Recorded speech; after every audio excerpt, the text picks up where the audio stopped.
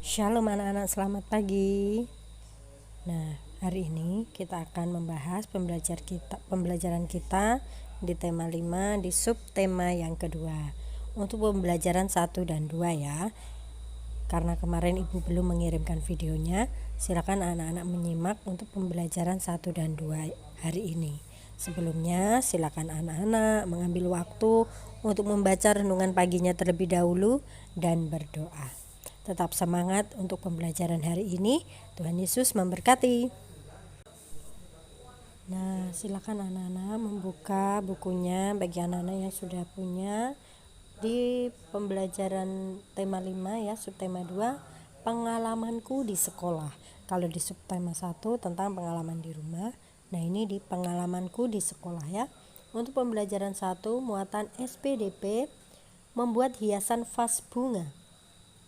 Banyak benda di sekitar kita yang dapat digunakan sebagai hiasan vas bunga. Hiasan-hiasan tersebut berasal dari bahan alam maupun buatan. Bahan alam merupakan semua bahan yang telah tersedia di alam. Bahan-bahan alam yang dapat dibuat hiasan antara lain ada biji-bijian, dedaunan kering, dan cangkang kerang. Sekarang ayo kita membuat hiasan vas bunga dari biji-bijian. Nah, anak-anak, kita lihat contoh. Di gambar itu ada macam-macam biji-bijian ya. Biji-bijian ini adalah bahan alam ya, bahan yang dapat ditemukan di alam ya, yang berasal dari alam, bukan buatan manusia ya, tapi sudah ada di sekitar kita ya, seperti biji-bijian jagung, kacang merah, kemudian kacang hijau ya. Biji-bijian ini dapat dibuat hiasan. Selain itu, bahan alam yang bisa digunakan itu daun kering juga bisa. Cangkang kerang itu juga bahan alam ya, karena terdapat di alam ya, di pantai, pinggir pantai ya, di alam. Ini adalah contoh bahan-bahan alam untuk membuat hiasan vas bunga ya. Di bawah kita belum mempraktekannya ya anak-anak. Untuk kegiatan ini nanti kita akan ambil nilai keterampilan di waktu kedepannya. Nah, kita lanjutkan untuk muatan bahasa Indonesia anak-anak. Masih tentang mendengarkan ungkapan permintaan tolong ya. Ungkapan permintaan tolong diucapkan saat kamu memerlukan bantuan ya. Saat meminta tolong, kamu harus mengatakannya dengan santun atau sopan ya. Oleh sebab itu, gunakan kata tolong pada kalimatmu. Kata tolong juga dapat digunakan dalam kalimat perintah ya. Kita perhatikan contohnya, di situ ada percakapan untuk Lani dan Komang. Lani, ibu guru memintaku mengambil buku. Tolong temani aku ya Komang.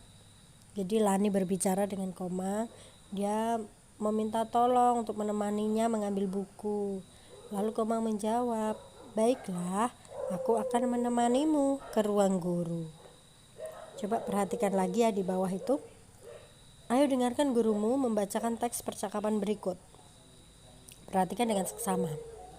Ada Komang ya. Duh, bukunya tinggi sekali. Bisakah kamu membantuku, Tiara? Kita lanjutkan untuk halaman selanjutnya. Maaf, aku tidak bisa membantumu. Aku juga tidak bisa menggapai buku itu. Bagaimana kalau kita meminta bantuan penjaga perpustakaan? Itu ide yang bagus. Maaf Bu, bisakah Ibu membantu kami? Ada apa nak? Kami ingin membaca buku yang ada di rak paling atas, namun kami tidak bisa menggapainya. Tolong ambilkan buku itu untuk kami, Bu. Baiklah, Ibu akan ambilkan. Terima kasih, Bu. Nah, setelah kalian mendengarkan percakapan yang Ibu bacakan, kalian dapat menjawab pertanyaan-pertanyaan yang ada di bawahnya itu anak-anak. Ya, ada nomor 1 sampai 5. Nanti Ibu akan fotokan, silakan anak-anak menyalin ya. Kalian menjawab dulu, lalu kalian cocokkan dengan yang Ibu fotokan. Yang pertama, kalimat manakah yang berisi ungkapan permintaan tolong? Tentu kalimat yang ada kata tolong ya. Coba kalian garis bawahi mana kalimat yang ada kata tolongnya. Lalu siapa yang mengucapkan permintaan tolong? Kita lihat di sampingnya itu ada nama siapa, ada Tiara, ada Komang, lalu petugas perpustakaan. Siapa yang meminta tolong? Kita lihat di sebelahnya itu ya, nama-nama itu siapa yang mengucapkan kalimat permintaan tolong. Lalu nomor 3, mengapa ia meminta tolong? Nah, di situ ada alasannya dia meminta tolong itu karena apa. Lalu kepada siapa dia meminta tolong, ya dia mengucapkan permintaan tolong itu kepada siapa. Lalu yang nomor 5, apa yang dilakukan setelah mengucapkan permintaan tolong? Setelah kita meminta tolong, kita mengucapkan apa anak-anak? Terima kasih ya, karena kita sudah ditolong. Silakan anak-anak mengisinya ya. Hasilnya tidak perlu difotokan, tapi anak-anak cocokkan dengan yang ibu kerjakan.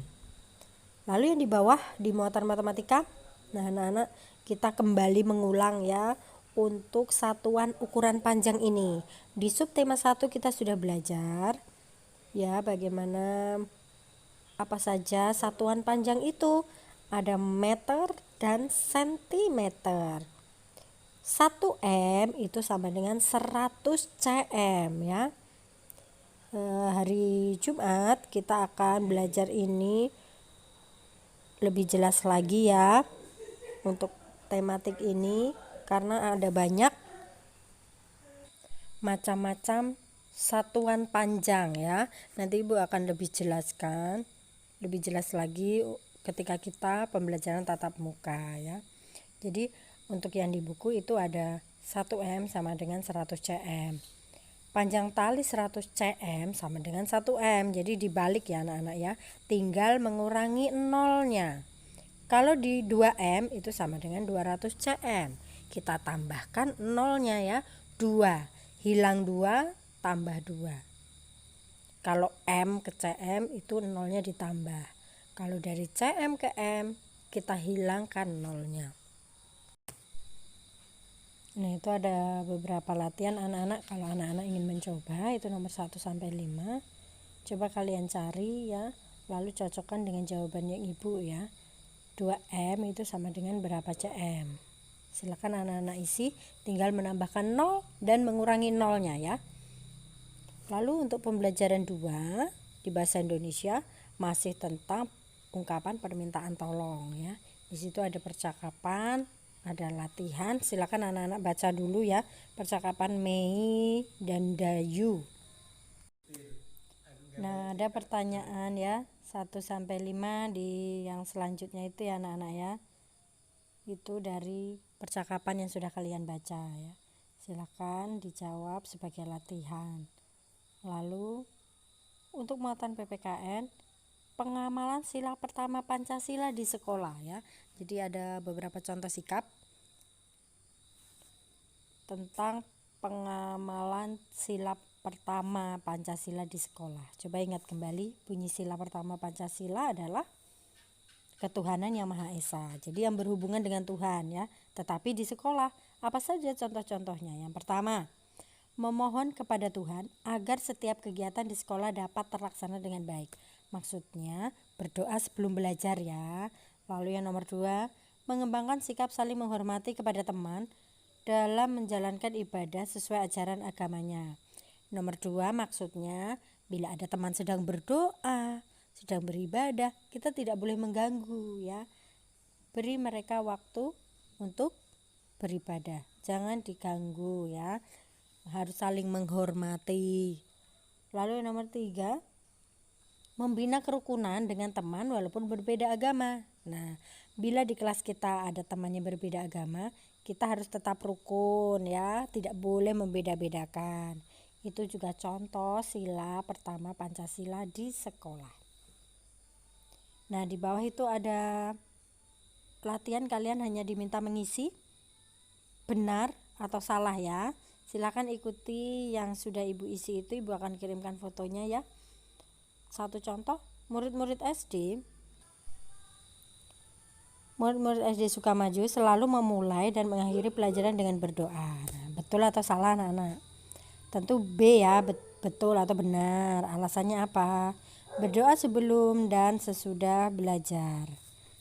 Itu contoh sila pertama ya alasannya. Untuk nomor 2 dan 3, silakan coba anak-anak mengerjakannya secara mandiri ya. Bisa berdiskusi kepada orang tua atau kakak abang di rumah, lalu cocokkan hasilnya. Selamat belajar anak-anak. Untuk kegiatan hari ini cukup di sini untuk pembelajaran 1 dan 2 ya. Besok kita akan kembali memulai kegiatan pembelajaran tatap muka kita untuk pembelajaran 3 dan 4 di sekolah ya. Tetap semangat di dalam belajar. Tuhan Yesus memberkati.